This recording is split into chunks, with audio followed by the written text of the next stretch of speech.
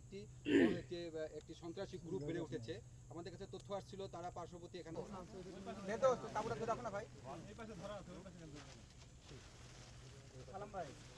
একটি চক্র যারা মাসের পর মাস বিভিন্ন সাধারণ মানুষকে জিম্মি করে আদায় করে আসছিল মুক্তিপণ, মাদক সেবন থেকে মাদক বিক্রি সবকিছু এটা জব্দ করবা।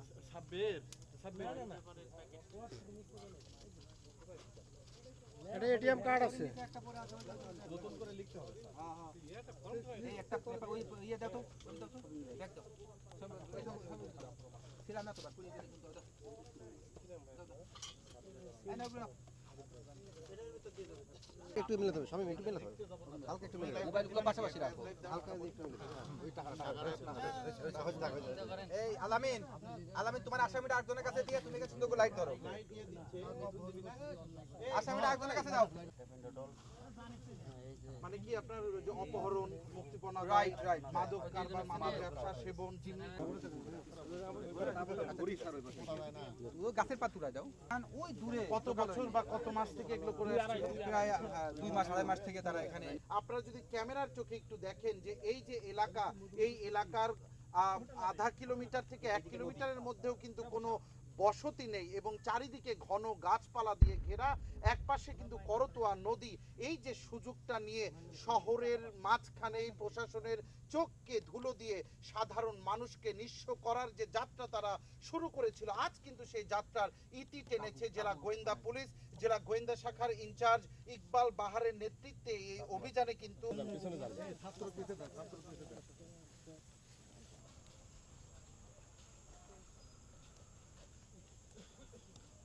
বন্ধ করেন।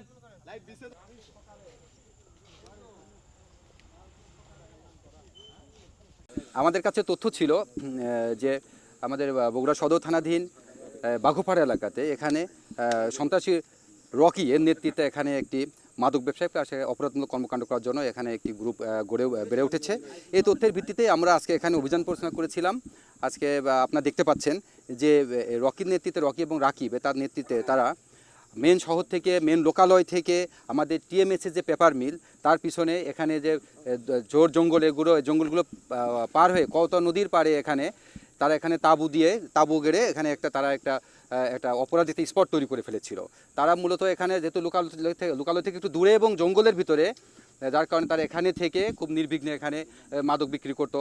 প্লাস এখান থেকে তারা বিভিন্ন নিরীহ লোকজনকে ধরে নিয়ে আসে, এখান থেকে তাদেরকে শক দিয়ে, আপনি দেখতে পাচ্ছেন শকার মেশিন পেয়েছি, তাদের কাছে শকার মেশিন দিয়ে তাদেরকে শক দিয়ে তাদের কাছ থেকে মুক্তিপণ আদায় করতো। প্লাস বিভিন্ন অপহরণ সহ বিভিন্ন ধরনের অপরাধমূলক কর্মকাণ্ড করে আসছিল। ওই তথ্যের ভিত্তিতে আজকে রাতে আমরা তিনটা টিম 3 দিক থেকে এখানে অভিযান পরিচালনা করে এই চক্রের যে মূল হোতা রকি এবং তার যে সেকেন্ড ইন কমান্ড রাকিব, এই দুজনকে সহ আমরা বিপুল পরিমাণে মাদক এবং আপনারা দেখতে পাচ্ছেন যে এখানে চাইনিজ কোরাল এবং বিদেশি রিভলভার, বিভিন্ন টাকা এবং শকার মেশিন, আদার্স যেগুলো আছে এগুলো সব আমরা এখান থেকে উদ্ধার করতে সক্ষম হয়েছি। আমরা এখানে 3 জনকে আমরা হাতে নাতে স্পট থেকে গ্রেপ্তার করতে পেরেছি। 2 জন এখানে, একজন পানিতে লাফ দিয়েছিল, পরে ওখান থেকে আমরা একজনকে পেয়েছি। টোটাল 3 জনকে গ্রেপ্তার করতে আমরা সক্ষম হয়েছি এবং তাদের ইতিপূর্বে তাদের বিরুদ্ধে আমরা দেখছি যে অস্ত্র মামলা, তারপর ছিনতাই, অস্ত্র, মাদক, ফেন্সিডিল, এই সমস্ত মামলাগুলো ইতিপূর্বে তাদের নামে আছে।